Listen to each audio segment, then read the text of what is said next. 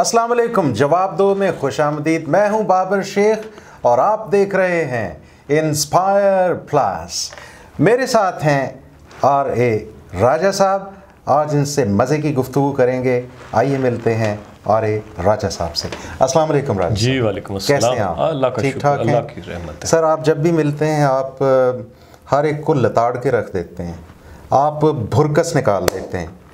तो क्या आज मुमकिन है कि कुछ थोड़ा सा लाइटर नोट पे कुछ ऐसी गुफ्तगू करें, कुछ एज ए पॉजिटिव एंगल हमारे व्यूअर्स के साथ शेयर करें कि उन्हें फील हो कि वाह क्या बात है, आज हवा का एक ताज़ा झोंका उनको नसीब हो गया है। तो आइए कुछ ऐसी गुफ्तगू। हाँ, फिर वही बात कि हम एक ऐसी कौम है कि हम अपने लिए कोई मिसाल जो है पेश करने के लिए हमारे पास अपने इस मौजूदा दौर में कोई ऐसा शख्स नहीं है कि जिसकी हम बात कर सकें।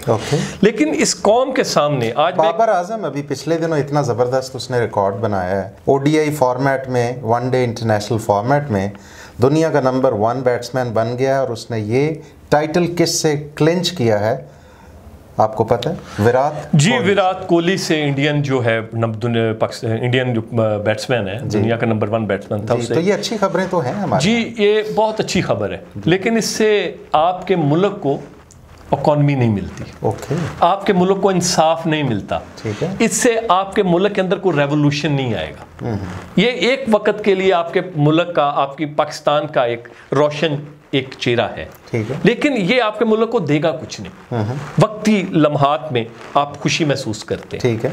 लेकिन जिस चेहरे ने इस मुल्क के चेहरे को निखारना है, अगर वो उतना रोशन नहीं होगा तो मेरे भाई ये बहुत छोटी छोटी खुशी है। ठीक है। हमें बहुत बड़ी बड़ी खुशियों की जरूरत है। हमें इससे बड़े लोगों की जरूरत है। ठीक है। हमें उन लोगों की जरूरत है जो इस कौम का मुस्तकबिल संवारे, जो मेरे बच्चों के लिए कोई सिंबल बने, कोई शनाख्त बने, जिसको मैं अपने बच्चों को ये कह सकूं कि देखें यार ये आपका लीडर है। आप 70 साल पहले जाके कायद-ए-आज़म मोहम्मद अली जिन्ना को तो डिस्कस कर सकते हैं। उसके बाद इस मुल्क के किसी एक लीडर को यहाँ बैठ के हम कोई ऐसे क्या कह सकते हैं, मोटिवेशन के लिए, अपने लिए को बात कर सकते हैं। चलें आप दुनिया की हम इसको छोड़ देते हैं। मैं अपने हुक्मरानों को एक उनके सामने एक शीशा रखता हूं। उस शीशे के अंदर अपना चेहरा तो देखें जरा, और फिर मुझे बताएं कि आप कैसे मुसलमान हैं, आप कैसे हुक्मरान हैं। मैं आज जिस शख्सियत की बात करना चाह रहा हूं, मैं 3 दिन पहले मैंने उसके बारे में पढ़ा और 3 दिन से ही मैं परेशान कि यार ये जो खातून है जिसके बारे में हमारी राय है कि ये तो काफिर है, ये जन्नत में नहीं जाएगी। मैं आपके सामने शेख साहब शीशा रखता हूं, आप उस शीशे के अंदर अपनी शक्ल देखें, अपने हुक्मरानों की शक्ल देखें, फिर मुझे बताइएगा कि ये खातून जन्नत में जाएगी या दोज़ख में जाएगी। दुनिया की जो मुमालिक है दुनिया के अंदर, जिनमें 4 बड़े मुमालिक हैं, उनमें एक मुल्क है जर्मनी। ठीक है। और जर्मनी जो है इस वक्त दुनिया की 3री बड़ी इकॉनमी है। ठीक है। जर्मन टेक्नोलॉजी पूरी दुनिया पे छाई हुई है। ठीक है। उसकी टेक्नोलॉजी के ऊपर कोई शख्स आज भी बात, दुनिया के बड़े बड़े ब्रांड जो है वो जर्मन के बनाए हुए हैं। कार्स में ले लें, कार्स में किसी में, फार्मास्यूटिकल को ले आप, बहुत सी ऐसे सेक्टर हैं और वो दुनिया में महंगी तरीन प्रोडक्ट सेल करते हैं। उनकी टेक्नोलॉजी हाईटेक टेक्नोलॉजी है। ठीक है। मैं आज आपके सामने उस मुल्क की सरबराह का किरदार रख रहा हूं। ठीक है। उस किरदार को देखकर अपने किरदार को जरा मैच तो करें उसके साथ। उस खातून का नाम है एंजेला मर्केल। ठीक है। वो 15 साल से जर्मनी की चांसलर है। ठीक है। वो एक आम खातून है। जब उसने अपनी सियासत का आगाज किया, मैं उसकी पिछली जिंदगी की में नहीं जाता, मैं उसको बताता हूं। उसके पास 2 कमरों का एक फ्लैट था। राइट। और 15 साल बाद जर्मन की चांसलर आज भी उसी 2 कमरों के फ्लैट के अंदर रहती है। राइट। उसकी सफाई खुद करती है। उसके पास मुलाजिम नहीं है। ठीक। उसके अंदर उसका खामद जो एक केमिस्ट्री का प्रोफेसर है। राइट। और 15 साल से दोनों मियाँ बीवी इकट्ठे रह रहे हैं।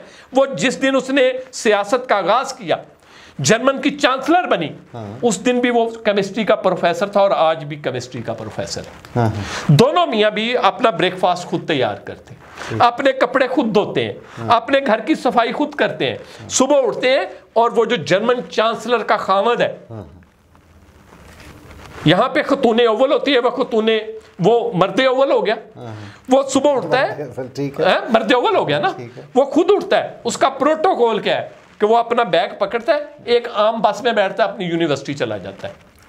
कोई उसके आगे पीछे जर्मन गवर्नमेंट उसको कोई सिक्योरिटी नहीं है, वो अपना बैग लेता है, आम बस पब्लिक ट्रांसपोर्ट पे यूनिवर्सिटी चला जाता है। उसकी बीवी जो चांसलर है सरकारी गाड़ी में बैठती है और उसके पास चंद डॉलर जो यूरो है उसका एक सफेद रंग का कोट है, एक नेकलेस है जो 15 साल से वही नेकलेस पहन रही है और वही कपड़े पहन रही है। कोट तो कई बनवाए होंगे लेकिन इंतहाई लो कॉस्ट प्राइस पर बना के आप हैरान होंगे कि अमेरिका में एक फैशन शो हुआ, उसको एज ए चीफ गेस्ट वहां पर बुलाया गया, तो वो उन्हीं कपड़ों के साथ, उन्हीं पुराने कपड़ों के साथ उस शो के अंदर गई और वहां पे जाके एज ए चीफ गेस्ट उसको वहां पे अपनी प्रेजेंटेशन दी। आज उसने उस औरत की जिंदगी का एक ये पहलू देखें कि क्योंकि वो 4 घंटे पूरे 24 घंटों के अंदर सोती है और 20 घंटे काम करती है, उसका सेक्रेटरी, उसका स्टाफ जब भी उसको फोन करता है वो खुद फोन उठाती है। उसके फ्लैट के अंदर कोई उसका प्रोटोकॉल स्टाफ नहीं होता है। और उसने क्या किया है, 15 साल सियासत करने के बाद, और अगर वो चाहे तो अगले 15 साल भी जर्मन की चांसलर रह सकती है, लेकिन उसने कहा कि मैं मजीद इस मुल्क के लिए जो मैं कर सकती थी कि आज मैं सियासत से अलहदा हो रही हूं, मैं 2021 के 23 में जब भी इलेक्शन आने वाले होंगे उसके अंदर हिस्सा नहीं लूंगी। और जब वो रिटायर्ड होगी एज ए चांसलर, उसके पास इतने पैसे नहीं होंगे कि वो अपने लिए कोई दूसरा घर खरीद सके। ये किरदार, और वो एक सबसे हैरानकुन किरदार जो हमारे लिए कि वो रात को आके अपने कपड़े खुद धोती है और वो इतनी परेशान है कि आपके पड़ोसी के पास जाती है, जाकर दरवाजा नॉक करती है कि मेरे पास सुबह टाइम नहीं होता, तो मैं इस वक्त वॉशिंग मशीन चलाने लगी, उसकी थोड़ी सी आवाज आएगी, आप अगर डिस्टर्ब होते हैं तो मैं मशीन नहीं चलाती, और अगर आप डिस्टर्ब नहीं होते, इजाजत देते हैं, चांसलर जाती है, तो मैं अपने कपड़े धो लूं। ये उस कौम की औरत का एक किरदार है जिसको हम हमेशा कहते हैं ये गैर मुस्लिम है, ये जन्नत में नहीं जाएंगे। क्या मुझे बताएं कि ये औरत जो है अपने इस किरदार की वजह से जन्नत में जाएगी या दोजख में जाएगी? अब उसके बदले में अपने हुक्मरानों के पास आ जाते हैं। 350 कनाल के घर में रहने वाला शख्स हर स्टेज पर खड़ा होकर हर शख्स को गाली देता है, हर शख्स के ऊपर तनकीद करता है, हर शख्स के घर का तिया पांचा करता है, और खुद 350 कनाल के घर में रहता है।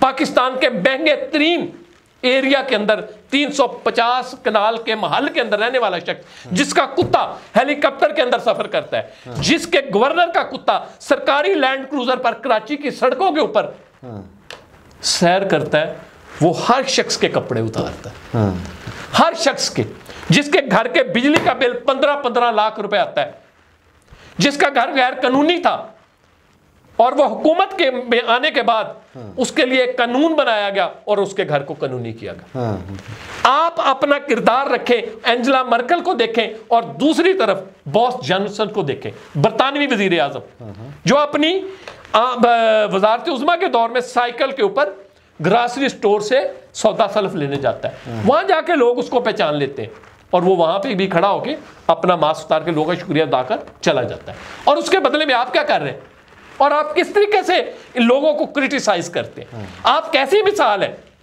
एक कोई ऐसा सिंबल तो दे, कोई एक ऐसा ब्यूरोक्रेट दे दे, कोई एक ऐसा सियासतदान दे दे, कोई एक ऐसा इंसान बता दे जिसको देखकर आप कहें यार ये शख्स जो है ये मेरे मुल्क के लिए को ठीक है। बिल्कुल ठीक राजा साहब, आपका बहुत बहुत शुक्रिया। वापस आते हैं एंजेला मर्केल की तरफ। बड़ी खूबसूरत आज आपने उसकी कहानी सुनाई है। व्यूअर्स, मेरे साथ राजा साहब अपने धुआंधार अंदाज में थे, सवाल हमेशा खड़े करते हैं, जवाब आपने ढूंढने हैं। अगले प्रोग्राम तक के लिए अल्लाह हाफ़िज़।